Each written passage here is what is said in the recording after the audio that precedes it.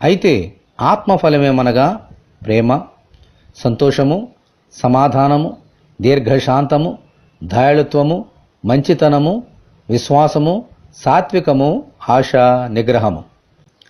దేవుని వాక్యములో చెప్పబడిన రీతిగా ఒక మంచి చెట్టు పనికిమాలిన ఫలములు ఫలించదు. అలాగే పనికిమాలిన చెట్టు మంచి ఫలములు ఫలించదు. మామిడి పండ్లు ఫలించాలంటే ఆ చెట్టులో మామిడి బీజము ఉండాలి. అప్పుడే ఆ చెట్టు మామిడి ఫలాలు ఫలిస్తుంది. అదే రీతిగా శరీర సంబంధమైన వ్యక్తి ఆత్మఫలమును ఫలించనేరడు. ఆత్మఫలము ఫలించాలంటే ఆ వ్యక్తిలో దేవుని ఆత్మ అనే బీజము ఉండాలి. దేవునికి స్తోత్రము, హల్లెలూయా. అప్పుడే ఆత్మఫలంలో ఉన్న ఆ 9 గుణాలు కలిగి ఉంటాడు.